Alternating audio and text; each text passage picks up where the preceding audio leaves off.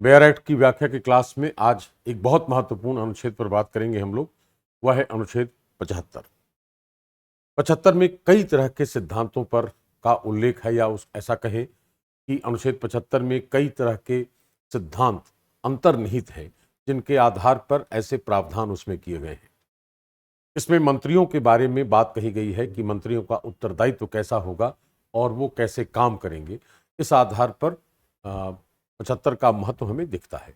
इसके पहले की कक्षा में हमने बात की थी अनुच्छेद 74 की, जिसमें यह हमने सिद्ध किया था या सिद्ध होता है जिसके प्रावधान से कि मंत्रिपरिषद ही भारत के संसदीय तंत्र में वास्तविक प्रधान है। और जब हम उसकी तुलना अनुच्छेद 52 और अनुच्छेद 1 से करते हैं तो यह सिद्ध होता है कि राष्ट्रपति उसका संवैधानिक प्रधान है। अब राष्ट्रपति और मंत्रिपरिषद के बीच का संबंध उत्तरदायित्वों के मामले में क्या होगा, इसकी चर्चा अनुच्छेद 75 में दिखाई देती है। तो एक नजर पहले हम लोग अनुच्छेद 75 की भाषा पर देख डालते हैं और उसके बाद फिर उस पर बात करेंगे। लिखा है मंत्रियों के बारे में अनुबंध। प्रधानमंत्री की नियुक्ति राष्ट्रपति करेगा और अन्य मंत्रियों की नियुक्ति राष्ट्रपति प्रधानमंत्री की सलाह पर करेगा। तरीका क्या होगा, यह तरीका उल्लिखित नहीं है। मंत्रिपरिषद में प्रधानमंत्री सहित मंत्रियों की कुल संख्या लोकसभा के सदस्यों की कुल संख्या के 15% से अधिक नहीं होगी। ये 91st अमेंडमेंट है 2003 का। किसी राजनीतिक दल का संसद के किसी सदन का कोई सदस्य जो 10वीं अनुसूची के पैरा 2 के अधीन उस सदन का सदस्य होने के लिए निरर्हत है, अपनी निरर्हता की तारीख से प्रारंभ होने वाली और उस तारीख तक जिसको ऐसे सदस्य के रूप में उसकी पदावधि समाप्त होगी, या जहां वह ऐसी अवधि की समाप्ति के पूर्व संसद के किसी सदन के लिए निर्वाचन लड़ता है, उस तारीख तक उस जिसको वह निर्वाचित घोषित किया जाता है, इनमें से जो भी पूर्वतर हो की अवधि के दौरान खंड 1 के अधीन मंत्री के रूप में नियुक्त किए जाने के लिए भी निरर्हित होगा। यह खंड 1 का ख है। यह बता रहा है कि अगर कोई व्यक्ति है जो सदस्य है, वह अगर 10वीं अनुसूची के तहत निरर्हित हो गया है, अयोग्य हो गया है, तो उस अयोग्य व्यक्ति को हम मंत्री के रूप में नियुक्त नहीं कर सकते। इसके बाद है कि मंत्री राष्ट्रपति के प्रसाद पर्यंत अपने पद धारण करेंगे। खंड दूसरा बहुत महत्वपूर्ण है। तीसरा है कि मंत्रिपरिषद लोकसभा के प्रति सामूहिक रूप से उत्तरदायी होगी। और चौथा है कि किसी मंत्री द्वारा अपना पद ग्रहण करने से पहले राष्ट्रपति तीसरी अनुसूची में इस प्रयोजन के लिए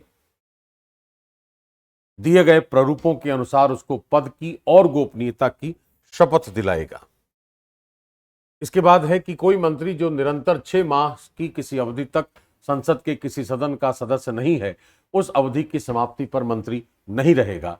और फिर है कि मंत्रियों के वेतन और भत्ते ऐसे होंगे जो संसद विधि द्वारा समय समय पर अवधारित करे, और जब तक संसद इस प्रकार अवधारित नहीं करती तब तक ऐसे होंगे जो दूसरी अनुसूची में विनिर्दिष्ट है। तो लंबा अनुच्छेद है 75, खंड 1, फिर ए और बी, फिर 2, 3, 4, 5, 6। तो इट इज क्वाइट ह्यूज, लंबा अनुच्छेद है, लेकिन बहुत सारी बातें इसमें क्लैरिटी के साथ रखी गई हैं। उन पर हम एक एक करके चर्चा करते हैं।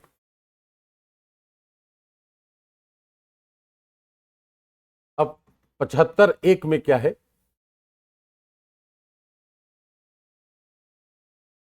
प्रधानमंत्री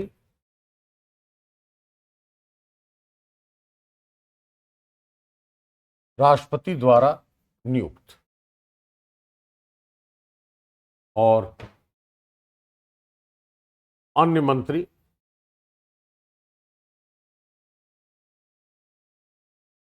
राष्ट्रपति द्वारा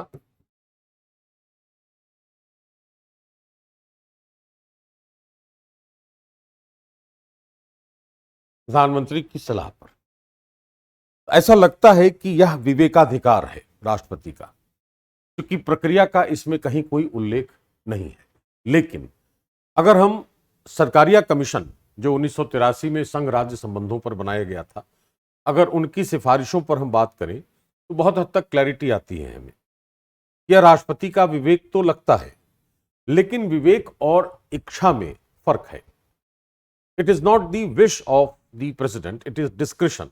डिस्क्रिशन या विवेक का मतलब होता है कि उस इच्छा पर संवैधानिक आवरण या संवैधानिक सीमाएं लगाई हुई हैं। तो राष्ट्रपति स्वेच्छा से कार्य नहीं कर सकता, अपने विवेक से कार्य करेगा। तो स्वेच्छा का मतलब होता है स्वेच्छाचारिता भी हो सकती है, लेकिन विवेक सदैव संवैधानिक सीमाओं के भीतर होगा। इसका मतलब है कि राष्ट्रपति उसी व्यक्ति को प्रधानमंत्री नियुक्त करेगा जिसको जनता ने शासन करने के लिए मतदान में बहुमत दिया है। जैसे सबसे पहला जो तरीका होगा वह यह होगा कि जो चुनाव के पहले सबसे बड़े गठबंधन दल का नेता, उसको आमंत्रित करेगा सरकार बनाने के लिए। अगर वह उपलब्ध नहीं है तो चुनाव के बाद सबसे बड़े गठबंधन दल का नेता, अगर वह भी उपलब्ध नहीं है तो सबसे बड़े राजनीतिक दल का नेता। सबसे बड़े राजनीतिक दल का अर्थ है कि जिसकी सदस्य संख्या लोकसभा में निर्वाचित सदस्यों की संख्या सबसे अधिक है।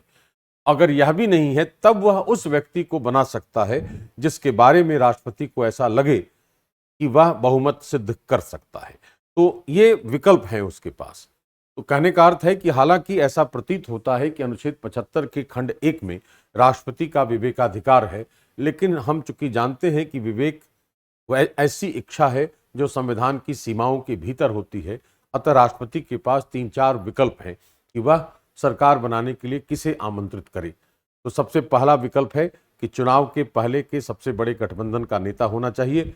उसके बाद का विकल्प है कि चुनाव के बाद सबसे बड़े गठबंधन का नेता, उसके बाद सबसे बड़े राजनीतिक दल का नेता, और उसके बाद ऐसा कोई व्यक्ति जिसके बारे में राष्ट्रपति की राय है कि वह सदन में बहुमत सिद्ध कर सकता है। इस आधार पर वह प्रधानमंत्री की नियुक्ति करेगा और प्रधानमंत्री के परामर्श या सलाह पर अन्य मंत्रियों की नियुक्ति करेगा। यह बात तो खंड 1 में है। खंड 2 यह कह रहा है कि मंत्रियों का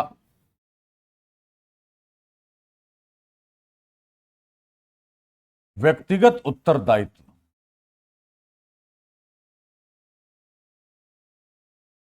राष्ट्रपति के प्रति है। क्यों? क्योंकि मंत्री लिखा है 75(2) में कि मंत्री राष्ट्रपति के प्रसाद पर्यंत कार्य करेगा। तो वह उत्तरदायित्व शो करता है कि वह व्यक्तिगत रूप से राष्ट्रपति के प्रति उत्तरदायी है। और 75(3) यह कह रहा है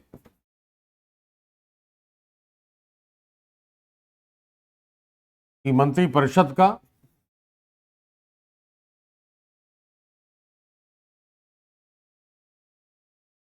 सामूहिक उत्तरदायित्व लोकसभा के प्रति। यह जो प्रावधान है, यह प्रावधान बहुत महत्वपूर्ण इस रूप में है कि ऐसी संकल्पना जिसमें कार्यपालिका का उत्तरदायित्व विधायिका के प्रति होता है, उस संकल्पना को कहते हैं शक्तियों का संलयन या फ्यूजन ऑफ पावर्स। जो संसदीय तंत्र का एक बुनियादी सिद्धांत है कि संसदीय तंत्रों का निर्माण ही फ्यूजन ऑफ पावर या शक्ति संलयन के सिद्धांत पर होता है, जबकि राष्ट्रपति या अध्यक्षात्मक तंत्रों का निर्माण शक्तियों के पृथकीकरण के आधार पर होता है। तो जैसे अमेरिका है, तो अमेरिका में कार्यपालिका विधायिका के प्रति उत्तरदायी नहीं है, दोनों की शक्तियां अलग अलग हैं। भारत में यहां सामूहिक उत्तरदायित्व विधायिका के प्रति है लोकसभा के प्रति, क्योंकि लोकसभा प्रत्यक्ष रूप से निर्वाचित है। इसलिए कहा जाएगा कि अनुच्छेद 75(3) में शक्ति संलयन के सिद्धांत को रखा गया है, जिसके आधार पर हमने ऐसा उत्तरदायित्व सौंपा है। इसके बाद हमने 91st अमेंडमेंट 2003 से यह कहा है कि मंत्रिपरिषद का जो आकार होगा वो लोकसभा के सदस्य संख्या का अधिकतम 15% होगा, जिसमें प्रधानमंत्री भी शामिल होगा, ताकि हम राजनीतिक जो ब्लैकमेलिंग होती है एक तरीके से वो नहीं हो।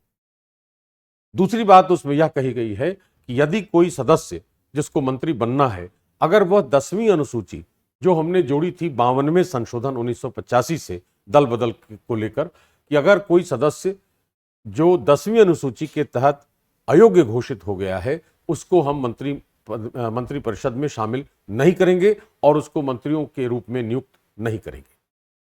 इसके साथ साथ यह बात है इस अनुच्छेद में कि कोई भी व्यक्ति अधिकतम 6 माह तक मंत्री बना रह सकता है। 6 माह के बाद उसे किसी न किसी सदन की सदस्यता लेनी होगी, चाहे वो राज्यसभा की हो चाहे लोकसभा की हो। तो कम से कम यह बात स्पष्ट होती है कि वह संसद का सदस्य होना चाहिए। अर्थात हालांकि मंत्रिपरिषद का सामूहिक उत्तरदायित्व लोकसभा के प्रति है, लेकिन ऐसी कोई बाध्यता नहीं है कि सभी मंत्री लोकसभा के ही सदस्य होंगे, इंक्लूडिंग दी प्राइम मिनिस्टर। वो अगर राज्यसभा का भी सदस्य है तो वह मंत्रिपरिषद में शामिल हो सकता है। जब शामिल होगा तो उसका व्यक्तिगत उत्तरदायित्व राष्ट्रपति के प्रति होगा और सामूहिक उत्तरदायित्व लोकसभा के प्रति होगा।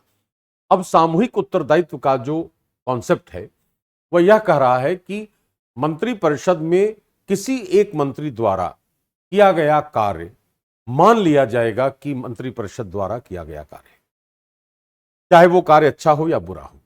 अगर किसी एक मंत्री के विरुद्ध निंदा प्रस्ताव पारित हो जाता है तो यह मान लिया जाएगा कि सरकार का बहुमत नहीं है लोकसभा में और उसे इस्तीफा देना चाहिए। तो मंत्री सामूहिक उत्तरदायित्व तो हमने ब्रिटेन से वह संकल्पना ली है कि प्रत्येक मंत्री समूह के आधार पर कार्य कर रहा है, उसके द्वारा किए गए कार्य को समूह के द्वारा किया गया कार्य मान लिया जाएगा।